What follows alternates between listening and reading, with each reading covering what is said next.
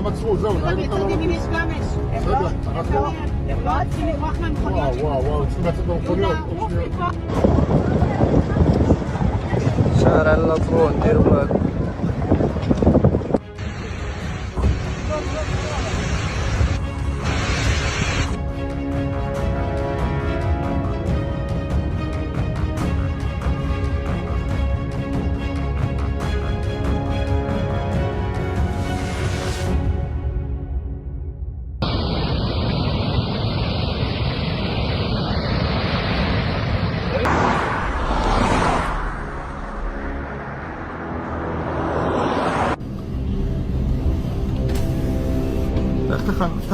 רואה את העוצמה של האש?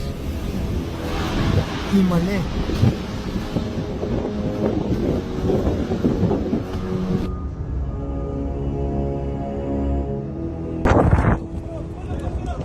שלום.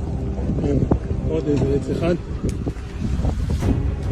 עוד עץ אחד. למעלה הכל תקין. ולמטה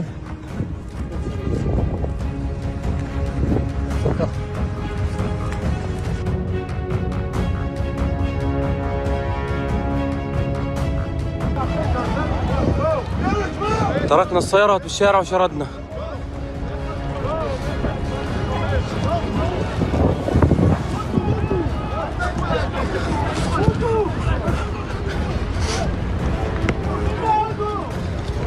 السيارات كمان والله جوا السيارات كمان.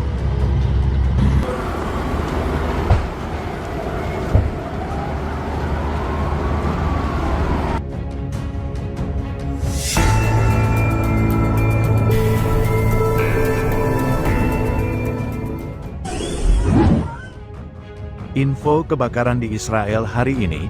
Israel menghadapi kebakaran hutan besar yang melanda wilayah antara Yerusalem dan Tel Aviv. Bencana alam berupa kebakaran masih menerjang Israel hingga hari ini. Pemerintah Israel saat ini melakukan evakuasi massal warga yang terdampak kebakaran. Kebakaran ini memaksa ribuan orang mengungsi, menutup jalan utama, dan mengganggu perayaan Hari Kemerdekaan ke-77 Israel. Pemerintah Israel segera mengumumkan keadaan darurat nasional dan meminta bantuan internasional. Sejumlah negara merespons permintaan bantuan Israel dengan mengirimkan pesawat pemadam kebakaran, namun sejumlah negara menolak memberikan bantuan. Dalam situasi darurat ini, tidak ada laporan resmi mengenai negara-negara yang secara eksplisit menolak memberikan bantuan kepada Israel. Meski demikian, beberapa negara tidak tercatat sebagai pemberi bantuan dalam laporan media.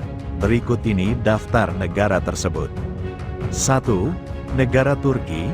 Meskipun Turki pernah membantu Israel dalam kebakaran hutan pada tahun 2016, tidak ada laporan Turki memberikan bantuan pada kebakaran tahun 2025. Hubungan diplomatik yang tegang antara kedua negara, terutama terkait isu Palestina, dapat menjadi faktor yang memengaruhi keputusan ini. 2. Iran sebagai negara yang tidak memiliki hubungan diplomatik dengan Israel dan sering bersikap antagonis, Iran tidak tercatat memberikan bantuan dalam kebakaran ini.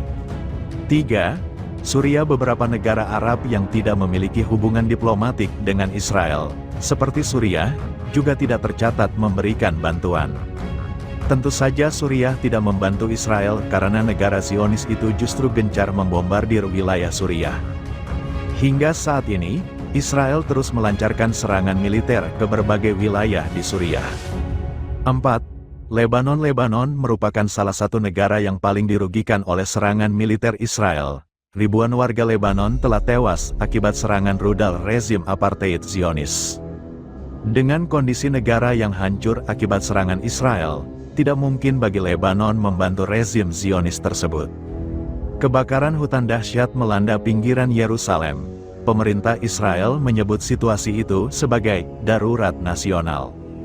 Kelima, negara Yaman. Yaman merupakan negara yang terus diserang Israel dan sekutunya.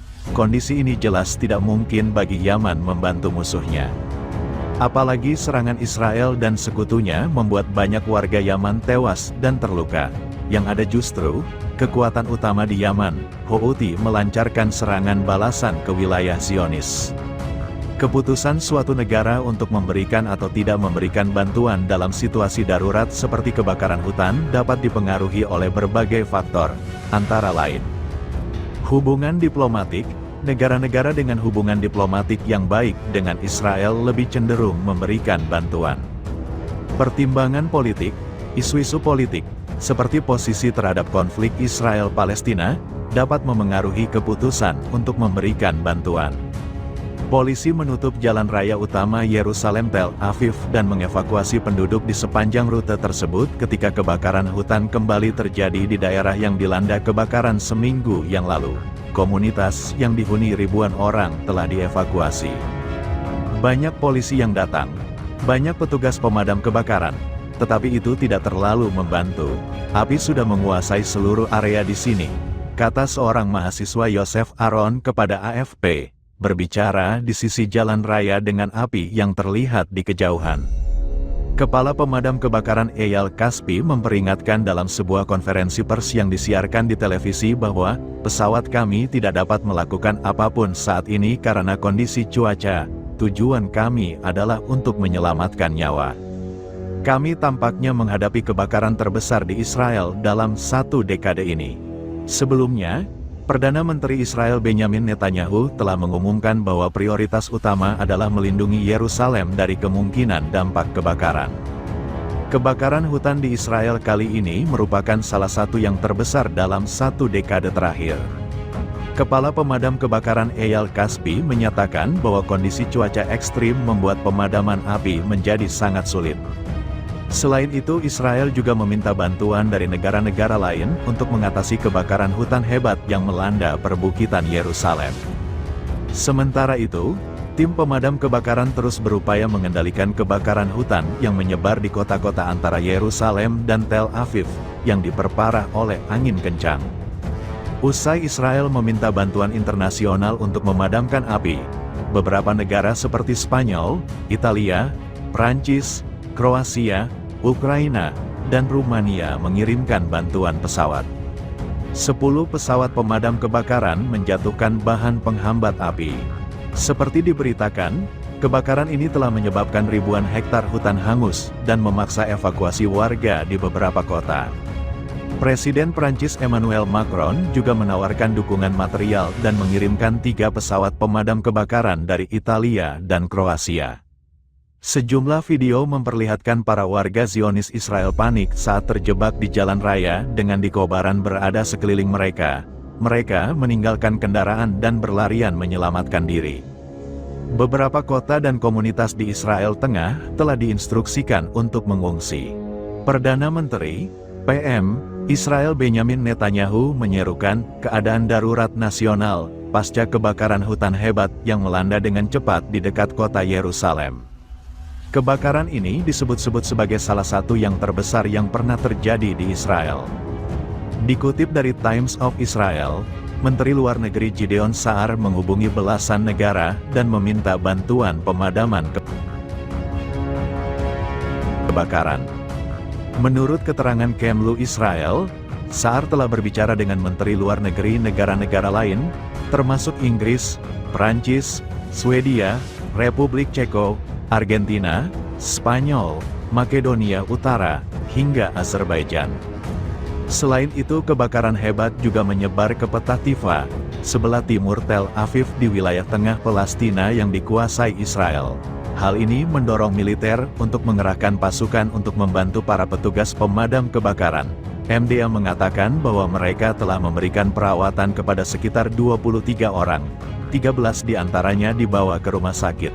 Sebagian besar menderita karena menghirup asap dan luka bakar.